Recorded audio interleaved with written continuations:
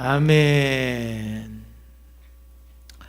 오늘 이 본문 말씀을 통해서 복 있는 사람 이 제목으로 함께 은혜를 나누겠습니다.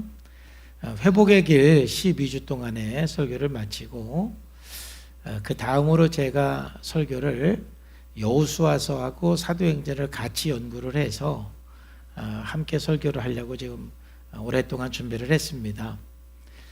그런데 그 설교를 이제 이번 주부터 시작을 하려고 했는데 갑자기 마음속에 우리가 요즘에 시편을 암송하고 있는데 암송한 시편은 함께 말씀을 설교를 통해서 나누는 것이 좋겠다라는 생각이 계속 들어서 좀 갑작스럽게 시편 말씀을 준비했어요. 그래서 시편 전체를 보는 것은 아니고 우리가 암송한 시편 장만 앞으로 몇 주간에 걸쳐서 함께 생각하고 은혜를 나누도록 하겠습니다. 특히 시편 1편은 오늘 우리들이 살아가는 현실 속에서 참 많은 삶의 방향성을 주는 말씀입니다.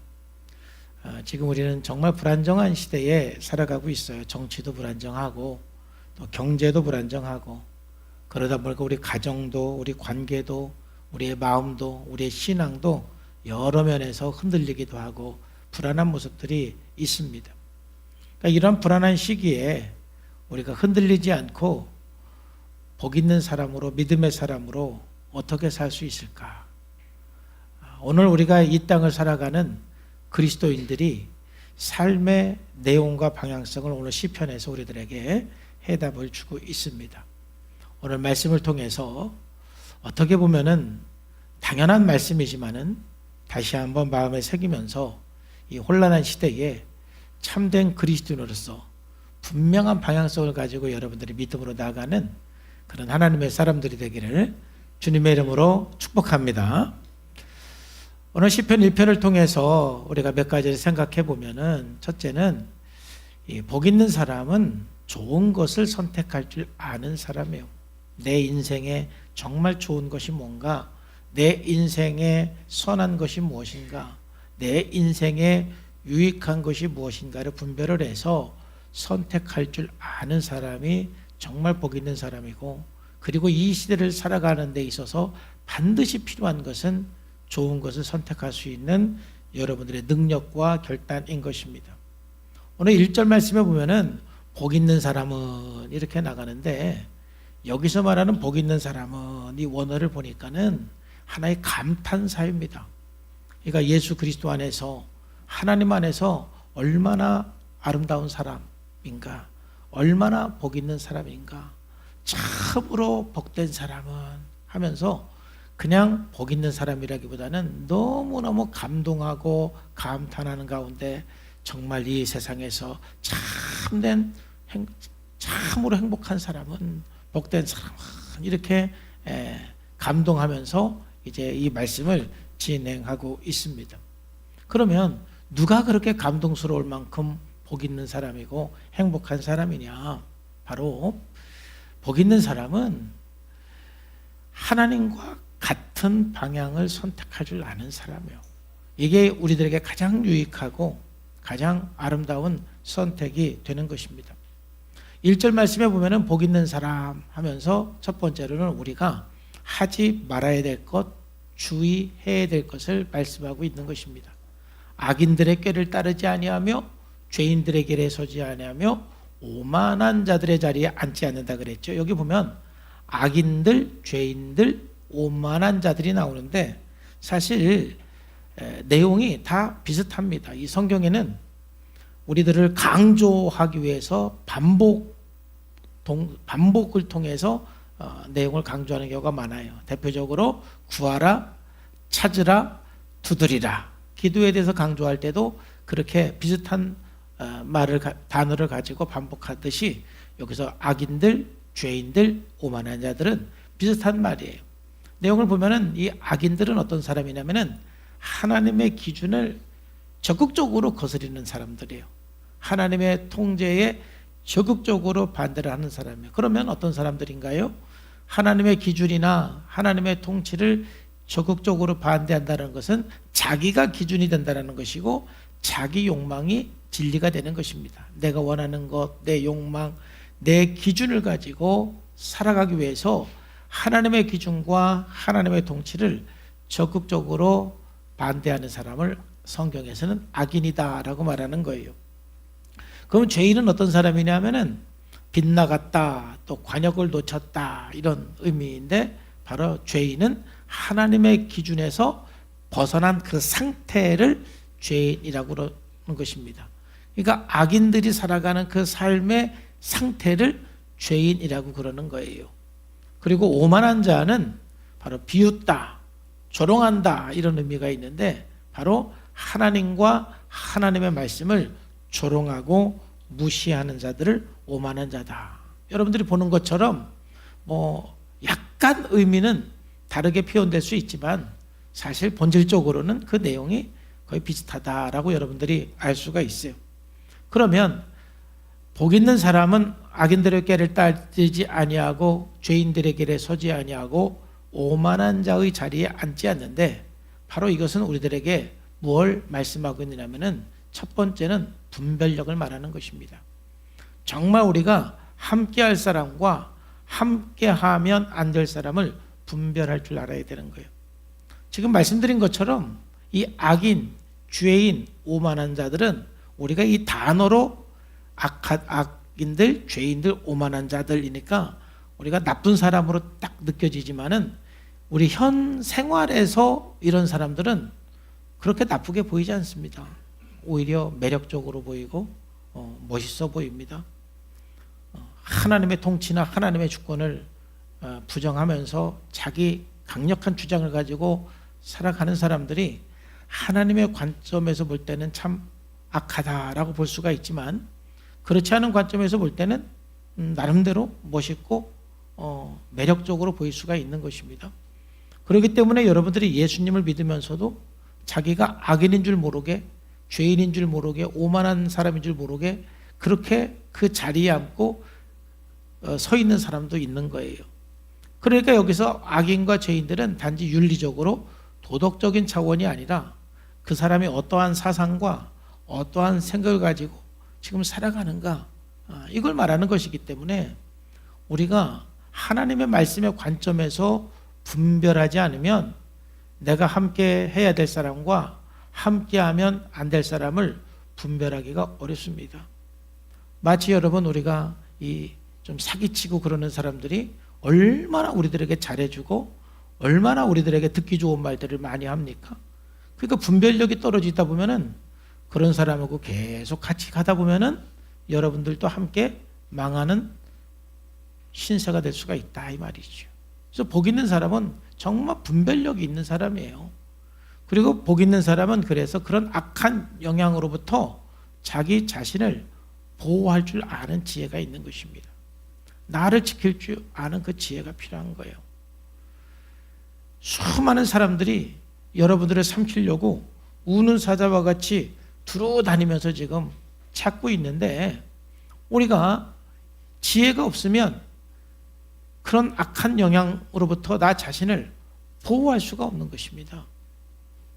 그래서 이렇게 분별을 하고 자기 자신을 보호할 때 비로소 우리는 하나님과 같은 방향성을 가지고 우리 인생을 살아갈 수가 있는 것입니다.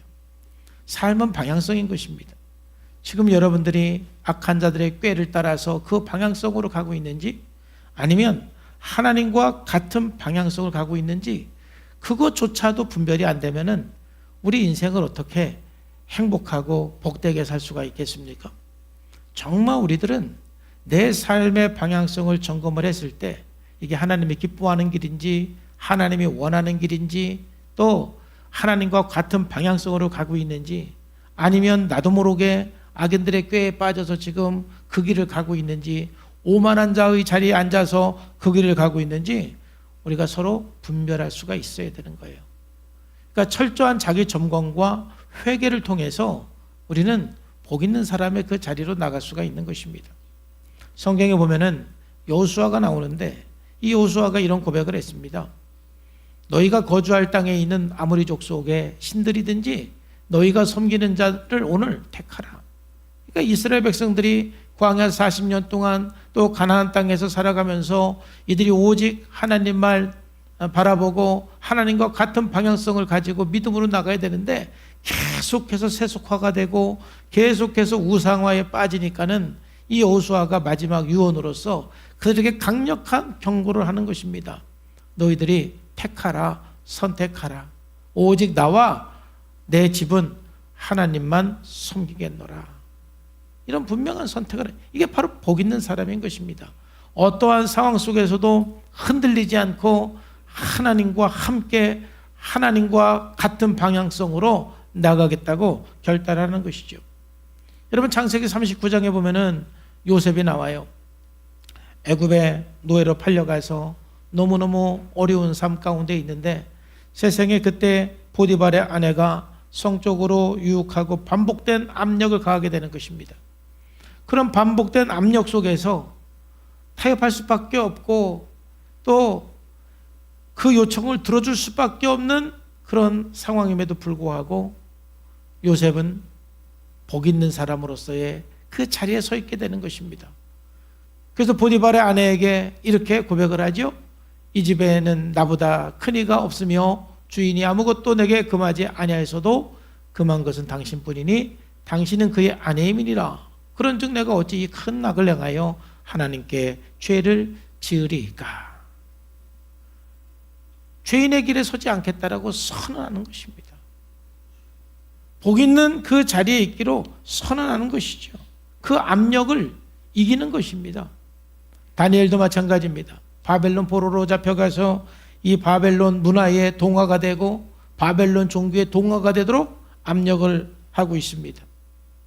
그 압력을 받으면서 이 다니엘은 생각을 하게 되는 것입니다. 내가 이왕 바벨론 포로로 잡혀왔으니까 이제 이 바벨론 문화, 이 바벨론 종교에 동화되어서 내가 살아가야 되는가? 아니면 내 신앙을 지키고 하나님만 섬기면서 믿음으로 살 것인가? 그에게는 아주 중요한 시점에 있는 것이죠. 그때 다니엘은 마음의 결정을 하는 것입니다. 뜻을 정하여 왕의 음식과 그가 마시는 포도주로 자기를 더럽히지 아니하리라 하고 자기를 더럽히지 아니하도록 환관장에게 구하였다. 이렇게 말을 하는 것입니다. 그러니까 그런 힘들고 어려운 상황 속에서 악인들의 꾀와 죄인들의 자리와 오만한 자의 자리에 앉지 않고 오직 하나님 말씀을 붙들고 신앙을 지켜내는 사람, 하나님과 같은 방향성으로 나가기로 결정하고 선택하는 사람들, 정말 이 사람들이 복 있는 사람이에요. 우리가 이 세상에 살아가면서 정말 여러분들의 이 믿음을 지키면서 살아가는 것은 쉬운 일은 분명히 아닙니다. 여러분들도 보이게 보이지 않게 상당한 압박을 받고 있을 것입니다. 직장 생활에서도 그렇고 학교에서도 그렇습니다. 그러한 압박을 받으면서 여러분들의 그 믿음을 지키고 그들과 같은 방향성으로 가는 것을 여러분 거부하시고 하나님과 같은 방향성으로 나가는 흔들리지 않는 믿음의 사람들 되기를 주 예수님의 이름으로 축복합니다. 그 사람이 복 있는 사람인 거예요. 그럼 복 있는 사람은 두 번째는 어떤 사람이냐면은 바로 하나님의 말씀을 즐거워하고 묵상하는 것을 적극적으로 선택하는 거예요. 말씀과 묵상을 우리가 선택하면서 우선순위를 두고 사는 것이 바로 복 있는 사람이에요. 오늘 2절 말씀에 보니까 오직 여호와 율법을 즐거워하여 그랬는데 여기 즐거워한다라는 말을 좀 보니까 어떤 뜻이냐 하면은 깊은 애착을 갖는다, 선호한다 그런 뜻이에요. 그러니까 이 즐거워한다라는 말은 뭐냐면은 내가 하나님 말씀에 대한 나의 어떤 내적인 태도를 묘사하는 거예요. 내가 하나님 말씀을 얼마나 기뻐하고 얼마나 애착을 하고 있는지. 그래서 이 말씀을 묵상하면서 내 삶을 가만히 돌이켜 보니까 그래도 제가 이제 예수님을 믿고 지금까지 신앙생활 하면서 항상 그런 거는 아니었는데 이제 대학교 때도 그런 적이 있고 또 목회를 하면서도 그런 적이 몇 번 있었는데 하나님의 말씀을 읽고 하나님의 말씀을 묵상하는 것이 너무 좋아서 밥 먹는 시간도 하나님 말씀을 읽고 싶어서 밥 먹는 시간이 아깝고, 잠자는 시간도 하나님 말씀을 읽고 묵상하고 싶어서 잠자는 시간도 아까울 정도로 하나님 말씀을 그렇게 사모하고 읽고 싶었던 그런 때가 있었어요. 여러분들 그런 때가 있었으면 아멘. 소리가 좀 적네. 일부 예배 때는 소리를 크게 하던데, 별로 없었습니까? 하나님 말씀이 너무 좋아서, 이 읽는 게 너무 좋아서 잠자는 시간도 아까울 정도로. 그러니까 제가 가장 성경을 많이 읽고 또 성경을 읽으면서 가장 기쁘고 가장 행복했을 때가 또 바로 그때였죠. 그 외에도 제가 성경 읽는 그 시간이 저한테 힘들거나 어렵지는 않습니다. 지금도 성경을 묵상하고 성경을 읽을 때가 참 행복하고 좋습니다. 그런데 어떤 사람은 그런 사람이 있어요. 나는 성경만 읽으면 잠이 와요. 그래서 잠 안 올 때는 성경 읽으면 너무 좋아요. 그런데 여러분, 그런 분들은 좀 즐거워하는 게 아니죠? 좀 기도를 좀 해야 될 거예요. 하나님 말씀을 좀 즐거워해야 됩니다. 여러분, 그러면은 성경을 읽는 것이 너무 즐거워서 잠자는 시간도 아까운 시간이, 그거는 여러분들에게 혹 좀 없었다 할지라도 막 설교 듣는 게 너무 좋고 또 설교 듣는 시간이 너무 기다려지고 주일 예배 드리는 것이 막 기다려져서 오늘 주일 예배 끝나고 딱 집에 가면 벌써 다음 주 주일날 교회 가고 싶은 그런 마음이 있었던 기간이 있었던 분, 아멘. 할렐루야. 아까보다는 그래도 아멘이 좀 크네요. 그래도 그런 기간이 있었던 분들은 제가 봐도 많이 있을 거예요. 그게 바로 하나님의 말씀을 즐거워하는 뜻이 바로 그 뜻이에요. 하나님의 말씀을 읽었는데 또 읽고 싶고, 하나님의 말씀을 봤는데 또 보고 싶고, 예배를 드렸는데 또 예배를 드리고 싶고, 설교 말씀을 들었는데 또 설교를 듣고 싶고, 그게 바로 하나님의 말씀을 즐거워하는 거예요. 그러니까 저의 신앙 여정을 보니까 제가 40년 좀 넘게 예수 믿었지만 40년 동안 항상 그런 상태는 아니에요. 항상 그런 상태가 되면 제 삶의 균형이 오히려 좀 깨질 수도 있지 않을까? 이제 그럴 수도 있는데, 어쨌든 항상 그런 상태는 아니지만 생각해 보니까 그러한 상태를 지녔던 기간 종종 있었던 것을 보게 되고, 또 예배를 드리고 싶은, 예배에 사모하는 마음, 그런 마음이 뜨거웠던 그런 기간들이 종종 있었던 그런 기억이 났어요. 여러분, 정말 복 있는 사람은 어떤 사람이냐면은 그러한 기간, 그러한 어떤 삶이 있었던 거예요. 하나님 말씀이 너무 좋은 거예요. 예배 드리는 게 너무 좋은 거예요. 세상에 그 어떤 것보다도 예배 드리는 것보다 더 좋은 게 없어요. 요즘에는 제가 그런 질문을 받는 적이 없는데, 청년 때까지만 해도 제가 이제 제 친구들, 고등학교 친구들, 또 초등학교 친구들, 이런 친구들 만나면 가장 많이 듣는 질문이 뭐였을까요? 너는 무슨 재미로 사니? 이 얘기였어요. 술도 안 먹고 넌 무슨 재미로 사니? 이 얘기를 제가 청년 때까지는 제 친구들에게 가장 많이 들었던 질문이에요. 그러면 그때마다 제가 그 친구들에게 얘기를 하죠. 나는 네가 알지 못하는 그 즐거움이 있어. 너희들이 경험해보지 못했던 술 먹는 거하고는 비교할 수 없는 그 즐거움이 나에게 있는데, 너희들이 그거 몰라서 참 안타깝다. 그럼 말이 통합니까? 안 통합니까? 안 통하지 모르니까. 그러면 그게 뭐냐? 나 좀 가르쳐줘. 이렇게 해야 되는데 오히려 무시를 하니까 더 이상 말은 안 되죠. 그러니까 적어도 우리가 예수 믿는 사람들이 이 예배 드리는 것, 이 말씀에 대해서 내가 어떤 태도를 가지고 있는가. 말씀 읽는 게 너무 좋고, 묵상하는 게 너무 좋고, 예배 드리는 게 너무 좋고, 평생은 아니어도 그런 경험들이 여러분들에게 있어야 되고, 혹시 그런 경험이 지금까지 신앙생활하면서 한 번도 없었다 그러면 오늘부터 기도하세요. 하나님, 제가 하나님의 말씀을 즐거워할 수 있는 그런 마음 좀 경험하게 해주세요. 예배 드리는 것이 즐거울 수 있는 그런 마음들을 주여 저에게 좀 경험하게 해주세요. 설교 듣는 것, 하나님 말씀 듣는 것이 막 꿀보다 더 다른 그 경험을, 말씀이 꿀보다 더 달다고 그랬는데 그 경험을 좀 내가 할 수 있도록 나에게 은혜를 달라고 여러분들이 기도하면서 예배도 드리고 성경도 읽고 묵상하다 보면 어느 순간에 정말 하나님 말씀이 꿀보다 더 단 그런 은혜들을 여러분들이 경험하게 될 줄로 믿습니다. 바로 복 있는 사람은 하나님 말씀이 그냥 좋은 거예요. 의지적으로 이건 즐거워하는 게 아니에요. 그냥 하나님 말씀이 좋은 거예요. 예배 드리는 게 그냥 좋은 거예요. 찬양하는 것이 그냥 좋은 거예요. 그렇게 즐거워하다 보니까 이제 그러면서 어떻게 합니까? 주야로 묵상한다 그랬어요. 참 여기서 묵상한다라는 말을 다시 한번 깊이 생각을 했는데, 여기서 묵상한다라는 말은 중얼거린다라는 뜻이에요. 되새긴다라는 뜻이고, 물론 깊이 생각한다라는 뜻도 있어요.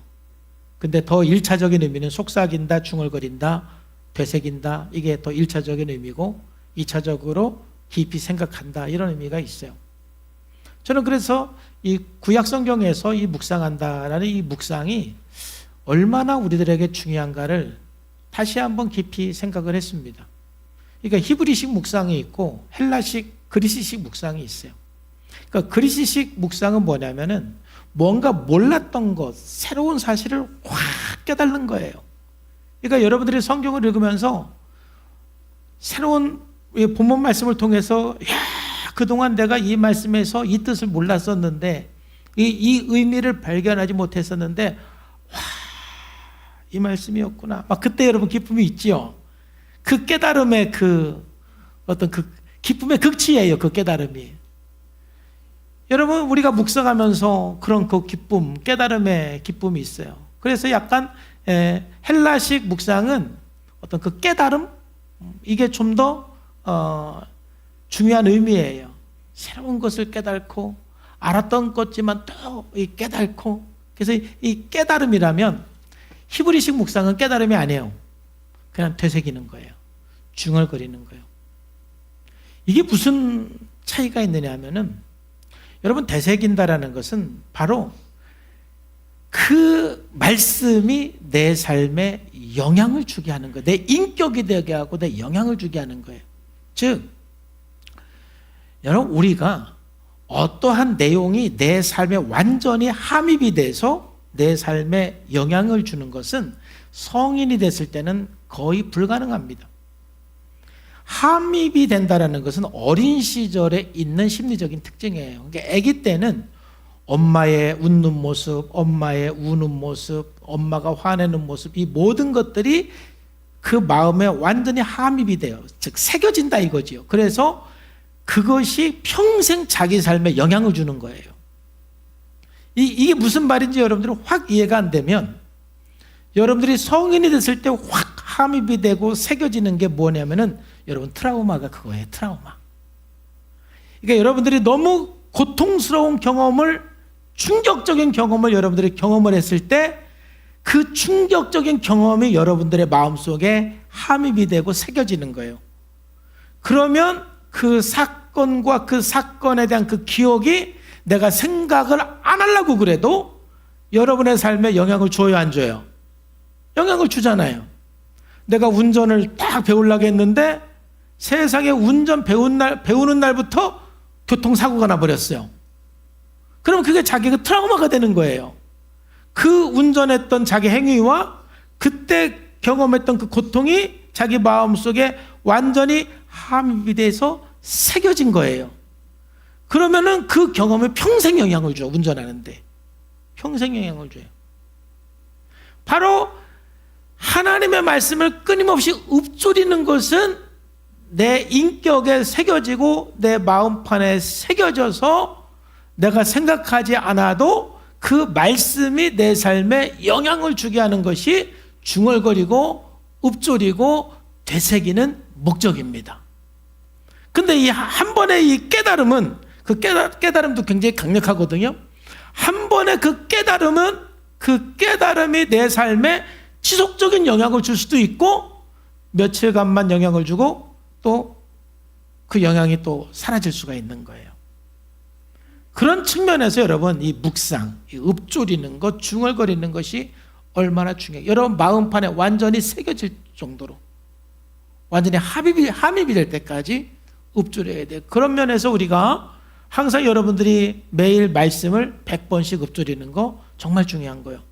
그리고 여러분들이 회복의 기도하면서 플래시카드를 여러분들이 매일 선언하죠. 하루에 한 번씩 매일 선언하면 똑같은 내용을 매일매일 선언함으로써 여러분 안에 새겨지고 언젠가는 그 내용이 여러분의 삶에 지속적으로 영향을 주게 되는 거예요. 여러분 사실 여러분들에게 지금 힘들게 하는 것은 환경이 아니라 여러분 안에 새겨진 마음들이 여러분들을 힘들게 하는 거예요. 옆에 있는 사람하고 인사 한번 합시다. 성도님을 힘들게 하는 것은 성도님의 생각입니다. 시작. 그러니까 그 생각이 어디서 왔느냐면은 과거에 굉장히 많은 것들이 새겨진 것이 여러분들의 생각에 영향을 주고 그 생각의 꼬리를 물어서 결국 나를 힘들게 하는 것은 그 상황이 나를 힘들게 하고 어떠한 사건이 나를 힘들게 하는 것이 아니라 그 상황을 보고 내가 어떤 생각을 하느냐, 어떤 생각이 자꾸 연결이 되고 어떤 생각이 나를 지배하느냐, 이게 여러분들이 힘들게 하는 거예요. 그리고 그 생각의 근원은 뭐냐면은 여러분들이 뭐가 여러분 마음판에 새겨지고 함입이 되었느냐가 여러분들의 그 생각을 결정하는 거예요. 그러니까 내 생각을 바꾸려면 묵상밖에 없는 거예요. 무슨 묵상? 읊조리는 묵상. 히브리식 묵상밖에 없는 거예요. 여러분 날마다 플래시카드를 통해서 선언하고 또 하나님 말씀을 끊임없이 읊조리고 중얼거리면서 완전히 하나님의 그 말씀, 새로운 성품이 여러분 마음판에 완전히 새겨지기를 주님의 이름으로 축복합니다. 영향을 줄 때까지 우리는 읊조리고 묵상을 해야 하는 것입니다. 그래서 복 있는 사람은 이처럼 하나님 말씀을 너무 좋아서 하나님 말씀이 너무 즐거워서 주야로 항상 그 말씀을 읊조리는 거예요. 그래서 여러분 찬송가도 여러분들이 암송해서 안 보고 부를 수 있으셔야 돼요. 하나님 말씀도 암송해서 왔다 갔다 하면서 읊조릴 수 있으셔야 돼요. 그래서 여러분 길을 오고 가면서 또 운전을 하고 오고 가면서 찬송가도 부르시고 말씀도 읊조리고 계속해서 여러분의 입을 통해서 흥얼흥얼 묵상이 될 때 그 내용이 여러분 마음판에 새겨지고 여러분의 삶을 이끌어가는 축복의 말씀, 메시지가 될 줄로 믿습니다. 이게 바로 복 있는 사람.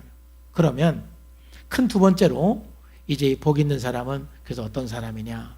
3절 말씀을 좀 더 깊이 묵상을 해보니까 3절 말씀 뭐냐면은 바로 복 있는 사람은 하나님의 특별한 은총을 받는 그 자리에 있는 사람이에요. 우리가 3절 말씀을 읽어보면은 시냇가에 심은 나무가 철을 따라 열매를 맺고 그 잎사귀가 마르지 아니함 같으니 그가 하는 모든 일이 다 형통하리라. 우리가 문자적으로 딱 받아들이니까 복 있는 사람은 시냇가에 심은 나무처럼 계속 열매를 맺고 계속 형통하다, 일이 잘 된다, 뭐 어려움이 없다, 이렇게 우리가 받아들일 수가 있어요. 그 뜻도 틀린 내용은 아니에요.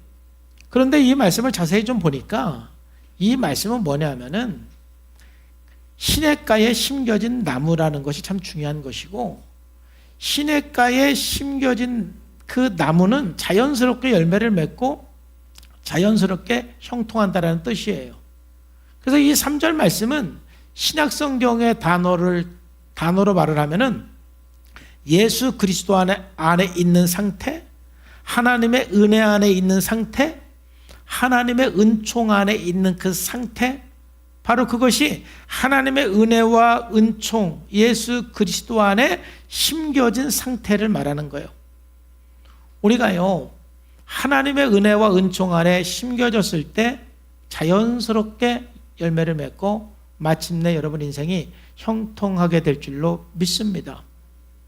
자, 그래서 이 말씀을 조금 더 살펴보면은 여기 시냇가에 심은 나무가 그럴 때 우리는 시냇가에 심은 나무 얼마나 참 아름답습니까? 우리 대한민국 사람들이 이 시냇가에 심은 나무 하면은 그냥 자연적으로 어떤 그 시냇가에 자라난 그 나무들을 생각을 하게 되는 거예요. 근데 이 당시 팔레스타인은 거의 물들이 없었기 때문에 인공적으로 물을 끌어오지 않으면 농사를 할 수도 없고 살 수도 없는 곳이에요. 그래서 이 시편 1편에서 말하는 시냇가에 심은 나무는 이렇게 자연스럽게 물이 있고 그래서 자연스럽게 그 옆에 나무가 자란 그런 상태를 의미하기보다는 어떤 이렇게 인공적으로 시냇가를 만들어서 수로를 만들어서 그 옆에 의도적으로 나무를 심은 것을 뜻하는 것입니다. 어떤 정원을 만들어서 그 정원에 물을 가득 채우고 그 주변에 심은 나무들을 의미하는 것입니다. 그러면 이게 어떤 의미냐 하면은 바로 저와 여러분들은 하나님께서 우리들을 선택하고 우리들을 불러서 영원히 목마르지 않는 그 물이 나오는 하나님의 은혜와 은총이 있는 그 자리에 여러분들은 심겨진 나무들입니다. 복 있는 사람은 하나님의 그 은혜의 자리에 하나님의 그 은총과 특별한 보호를 받는 그 자리에 의도적으로 심겨진 나무들이라는 뜻인 거예요. 그래서 그 주인이 의도적으로 이러한 수로 옆에 이러한 시냇가 옆에 그 나무를 심었을 때 그 나무는 철을 따라 열매를 맺고 잎사귀가 마르지 않고 그 나무는 주인의 목적대로 모든 것들이 잘 자라고 잘 열매를 맺고 이 모든 그 과정을 형통하다 그러는 거예요. 그러니까 여러분들도 경험을 했겠지만은 저 역시도 신앙생활하면서 정말 우리가 기도하면서 하나님께 응답받고 극적으로 기적이 나타나고 극적으로 하늘문이 열리고 놀라운 역사들을 우리가 경험하는 그런 은혜들도 있지만은 정말 은혜는 뭐냐? 내가 하나님의 은혜 안에 심겨지고 하나님의 은총과 보호 아래 심겨져 있을 때 그냥 살아가면서 모든 것이 하나님의 은혜이고 모든 것이 하나님이 함께하여 주시고 모든 것 하나님이 지켜주시고 모든 것 하나님이 도와주시고 결국 모든 것 하나님이 합력해서 선이 이루어지는 것을 경험하는 것이 바로 은총 아래 심겨진 사람들의 삶의 특징입니다. 문제는 뭐냐면은 내가 이 은총에 하나님의 은혜와 은총에 심겨진 나무이냐 아니면 거기에 심겨지지 않은 나무이냐 그게 문제인 거예요.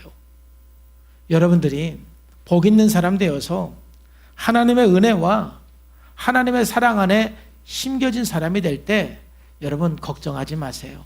반드시 열매를 맺고 반드시 형통한 날을 향해서 여러분들이 지금 가고 있는 것을 믿으시기를 주님의 이름으로 축복합니다. 지금 당장은 어려워 보여도 지금 당장은 힘든 상황이 보여도 여러분들이 지금 점검할 건 뭐냐면은 내가 어디에 심겨져 있는가? 하나님의 은혜의 그 자리에 심겨져 있는가? 하나님의 은총의 그 자리에 심겨져 있는가? 지난주부터 이번 주까지 우리가 욥기를 묵상하고 있는데 욥이 정말 감당할 수 없는 그러한 고통을 당하고 있어요. 그 고통 속에서 욥의 아내는 그 자기의 삶이 하나님의 은혜와 하나님의 은총의 자리에서 떠나서 하나님을 저주하고 욥을 저주하고 떠나버렸어요. 욥은 도대체 이 고난의 의미가 무엇인지를 모르겠어요. 왜 나에게 이런 문제가 왔는지 이해가 안 돼요. 그래서 하나님 앞에 가끔은 죽여달라고도 얘기를 하고 하나님 앞에 도대체 이 고난이 어디서 온 거냐고 그냥 이렇게 따지듯이 질문도 하고 어느 정도는 좀 원망 섞인 말도 하는 내용들이 나와요. 그런데 이 욥은 하나님의 은혜 아래 심겨진 사람이에요. 하나님의 은총 아래 심겨진 사람이에요. 그 순간 욥은 자기가 거기에 심겨진 존재라는 것을 의식하지 못했을 거예요. 근데 하나님의 은혜의 자리에 심겨진 사람은 결국 모든 것이 형통하게 되고 열매 맺고 잎사귀가 마르지 않고 결국 승리의 그날이 오게 될 줄로 믿습니다. 사랑하는 성도 여러분, 여러분들은 하나님의 은혜의 자리에, 은총의 자리에 심겨진 사람이에요. 하나님께서 여러분들을 특별히 사랑하시고 계속해서 은혜를 베풀어 주실 것이고 계속해서 지켜줄 것이고 계속해서 여러분들에게 은총을 부어 주실 줄로 믿습니다. 이게 하나님의 은혜이고 사랑인 거예요. 내가 복 있는 사람으로서 선택을 했을 때 우리가 따라오는 것은 하나님의 그 은혜의 자리에 심겨지는 것이고 은총의 그 자리에 심겨지는 것입니다. 반대로 오늘 말씀의 마지막에서 우리들에게 뭐라고 말합니까? 바로 악인들은 결국은 무너진다. 악인들은 결국은 무너진다 이거죠. 악인은 하나님께 심겨지지 않은 사람들을 말하는 거예요. 왜요? 하나님의 지배나 하나님의 통치를 거부하기 때문에, 하나님의 말씀을 오히려 조롱하기 때문에 이 사람들은 하나님의 은혜와 은총의 자리에 심겨지기를 거부했던 사람들이죠. 결국은 무너지게 돼 있는 거예요. 4절에서 5절에 보면은 악인들은 그렇지 아니하며 오직 바람에 나는 겨와 같도다. 그러므로 악인들은 심판을 견디지 못하며 죄인들이 의인들의 모임에 들지 못한다. 여기서 보면은 악인들을 뭘로 비유했느냐? 바람에 나는 겨와 같도다 그랬어요. 여러분, 겨는 뭐냐면은 바로 이 알맹이가 빠진 껍데기를 겨라고 그러는 거예요. 여러분, 그 벼 알죠? 벼? 그 이제 방아를 쪄야 쌀이 되잖아요. 그런 방아를 찌면은 그 이제 껍데기만 빠지고 쌀만 분리가 되는 것이죠. 그러니까 분리가 됐을 때 그 껍데기, 그거를 겨라고 그러는 거예요. 겨. 그러니까 겨는 저렇게 그냥 바람에 날리는 거예요. 그리고 곡식만, 알곡만 이제 거기에 남게 되는 것이죠. 그러니까 이 악인은 바람에 나는 겨와 같다 할 때 어떤 의미냐면은 그러니까 무게도 없고 방향도 없고 중심도 없고 결국은 어디로 날아가고 어디로 사라지는지를 모르는 거예요. 결국은 불타서 없어지는 존재가 되는 것이 바로 겨인 거예요. 이 겨는 아무 실속이 없는 것입니다. 즉 이처럼 무게도 없고 방향도 없고 사라진다는 것은 인생의 궁극적인 허무함을 상징하는 것입니다. 악인들의 삶은 결국 허무입니다. 하나님 없이 이 겨와 같은 인생은 중심과 방향이 없기 때문에 남는 거는 허무밖에 없습니다. 돈이 많을수록, 하나님 없이 돈이 많을수록 허무함이 더 크고, 하나님 없이 권력을 많이 가질수록 허무함이 더 큽니다. 그래서 다른 세상적인 것으로 그 허무함, 공허함을 채워보려고 하는 것이죠. 여러분들이 허무함이 없는 것은 하나님이 있기 때문에 허무함이 없는 것입니다. 근데 신앙이 별로 없는데 허무함이 없다는 것은 별로 높은 자리, 큰 돈이 없는 사람은 허무함도 크지는 않는 것 같아요. 많이 가질수록, 많이 올라갈수록 정말 마음의 공허감, 허무함은 더 커지게 돼 있어요. 악인의 운명은 바로 그런 것입니다. 우리가 하나님 앞에 뿌리를 내리고 하나님의 은혜의 그 자리에 심겨진 것이 얼마나 복인지 모릅니다. 그래서 6절 말씀에 보면은 결론으로 이렇게 말하고 있습니다. 무릇 의인의 길은 여호와께서 인정하시나 악인들의 길은 망한다. 없어진다 이 말이에요. 근데 하나님께서 의인의 길은 인정하신다. 그래서 인정한다라는 말은 무슨 말이냐면은 아신다 이 말이에요. 하나님께서 아신다. 하나님은 여러분의 모든 것을 다 아시는 분입니다. 여러분의 모든 삶의 내용을 하나님은 아십니다. 의인의 길은 하나님께서 아십니다. 그러나 악인들의 길은 결국은 파멸되고 망하는 것입니다. 이것이 바로 오늘 시편 1편에서 우리들에게 주시는 말씀이에요. 성경에 보면은 참 복 있는 사람들이 많아요. 노아의 인생도 보면은 배를 짓는 동안 산꼭대기에 배를 지으니까 많은 사람들에게 조롱도 받고 손가락질 당하기도 했을 거예요. 그렇지만 노아는 악인들의 꾀를 따르지 않고 죄인들에게 서지 않고 오만한 자의 자리에 앉지 않고 오직 하나님 말씀을 따르면서 순종한 참 복 있는 사람, 하나님의 은혜의 자리에, 은총의 자리에 심겨진 사람이었죠. 아브라함도 우상숭배가 정말 심각한 그 시대에 살았던 사람이에요. 그 시대 속에서 불가능한 가운데서도 오직 하나님만 바라보고 믿음으로 살았던 사람, 즉 그 모두 우상숭배했던 사람들의 어떤 그런 그 사상이나 그런 모든 생각들을 따르지 않고 거부하고 오직 믿음으로 하나님의 약속을 받은 복 있는 사람이 바로 아브라함이죠. 제가 가장 아름답게 생각하는 사람 중에 하나가 룻입니다. 왜냐하면 룻이 살았던 시대가 바로 사사시대였기 때문에 그렇습니다. 정말로 하나님을 떠났던 그 시대에 이 룻은 그들의 삶을 따르지 않고 그들의 자리에 앉지 않고 오직 하나님을 신뢰하면서 나갔던 이 복 있는 사람이 바로 룻인 것이죠. 우리가 살아가는 이 시대, 정말 모든 것이 흔들리는 이 시대 속에서 우리가 어디에 뿌리를 내리고 살 것인가? 바로 복 있는 사람은 하나님 말씀을 묵상하고 하나님 말씀을 좋아하고 악인의 꾀를 따르지 않고 죄인의 길에 서지 않고 오만한 자의 자리에 앉지 않아서 결국은 하나님의 은혜의 자리에 심겨진 사람이에요. 하나님의 은총의 그 자리에 딱 심겨진 사람이에요. 그럼 오늘 여러분 그 정체성을 가지고 여러분 흔들림 없이 앞으로 나가시기를 주님의 이름으로 축복합니다. 하나님은 의인의 길을 아십니다. 여러분의 길을 아십니다. 한 주 한 주 하나님 말씀 붙들고 시냇가에 심겨진 나무가 되어서 열매 맺고 형통한 삶이 되기를 주 예수님의 이름으로 축복합니다. 기도하겠습니다. 하나님 아버지 감사합니다. 오늘 또 주님께서 은혜 주시고 함께 해주셔서 말씀해 주시니 감사합니다. 우리가 이 혼돈스러운 이 세상 속에서 분별해서 악인들을 따르지 않게 해주시고